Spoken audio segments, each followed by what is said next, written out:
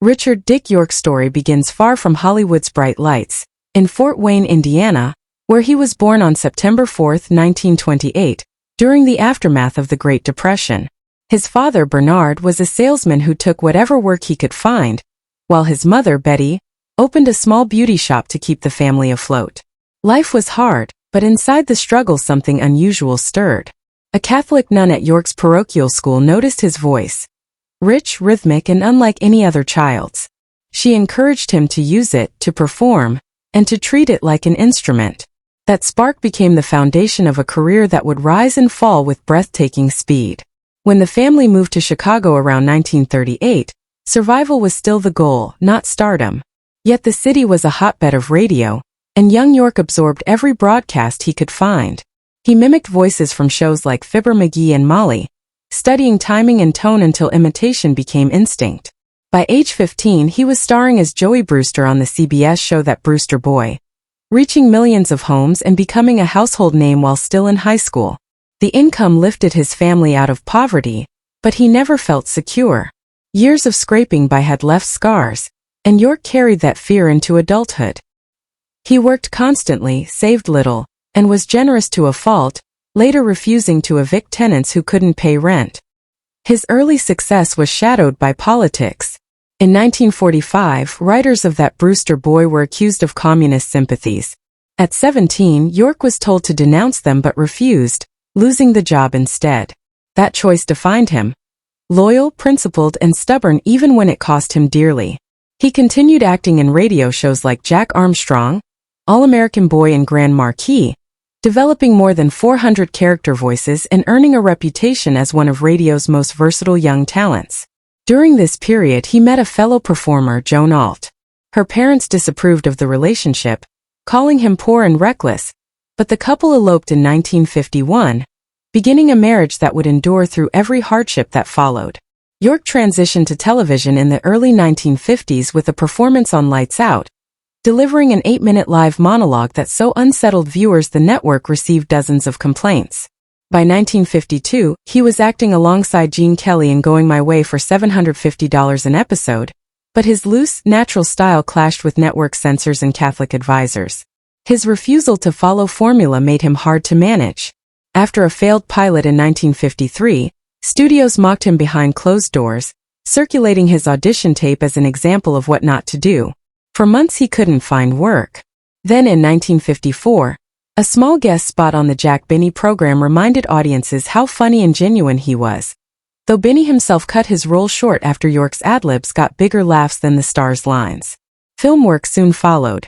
He beat out Tony Curtis for a role in Someone Stole My Gal and charmed audiences with a magnetic screen presence. But Hollywood is fickle.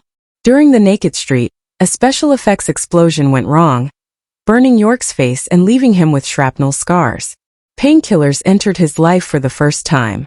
2 years later, during They Came to Cordura with Gary Cooper, York's career changed forever.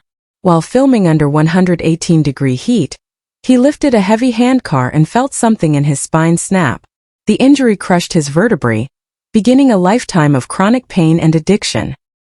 He spent months in the hospital, and though he recovered enough to keep working, the damage was permanent. Even through the agony, York's talent kept him in demand.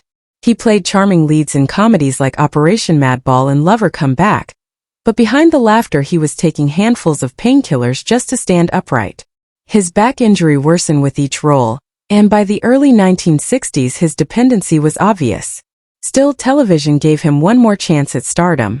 In 1964, he auditioned for Bewitched, and won the role of Darren Stevens after flawlessly matching Elizabeth Montgomery's comedic timing. He confessed his back injury to the producers, and instead of replacing him, they accommodated him with special furniture and a custom leaning wall on set. It was a rare kindness in Hollywood, but one that couldn't save him from his own body. By the show's second season, York relied on 15 pain pills a day. Some scenes had to be re-edited to mask his slurred speech. In one episode, he collapsed midline and hit a bookshelf, footage that was later locked away and officially explained as exhaustion. His co-star Agnes Moorehead secretly helped him, hiding pills in props and costume sleeves to keep him functioning. The show's creators grew frustrated but continued covering for him until 1967, when a simple stunt, slipping on a banana peel, shattered what was left of his spine. He screamed for 20 minutes before collapsing. After that, Darren was suddenly on business trips, and the magic couple's chemistry faded from the screen. In 1968, pneumonia and exhaustion pushed York beyond his limit. During a scene that required climbing scaffolding, he fainted and was hospitalized. Lying in bed, he told producer William Asher, "I can't fake it anymore. The magic is gone." His departure from Bewitched came quietly. No farewell episode, no party, only a secret agreement preventing him from discussing his addiction for 10 years. Hoping for a stage comeback, York returned to Chicago to perform in Inherit the Wind, but the pain struck again mid-performance. The audience thought his collapse was part of the act until he crawled across the floor, unable to stand. That ended his stage career. By 1970, he was consuming 40 pills a day. He checked into rehab under the guise of a vacation, but sobriety didn't last. In 1971, he was fired from the pilot of MASH** after arriving intoxicated and disoriented. His agent dropped him, and soon his name was blacklisted in Hollywood. The man once paid thousands per episode was now bouncing checks to buy medication. Desperation followed humiliation. When he accepted a voiceover job for a painkiller commercial, he slurred the word relief as reef. The company canceled the campaign and demanded repayment, leaving him thousands in debt. His wife discovered more than 200 hidden pill stashes throughout their home, from coffee cans to vacuum bags. She took their children and left, returning only after York began therapy. But the damage was deep. By 1975, years of smoking and drug abuse had destroyed his lungs. Doctors told him he had 6 months to live unless he quit acting and smoking. He sold his Hollywood home at a loss to cover medical bills, then purchased a small apartment building in West Covina hoping rental income would keep them afloat. When tenants fell behind, he let them stay, and soon he lost that property too. By 1976, the York family was surviving on welfare. 10 years later, they had moved to Michigan, living in a tiny bungalow that belonged to his late mother-in-law. York, once a six-figure star, now cleaned toilets and relied on a $650 a month pension from the Screen Actors Guild. But he refused to surrender.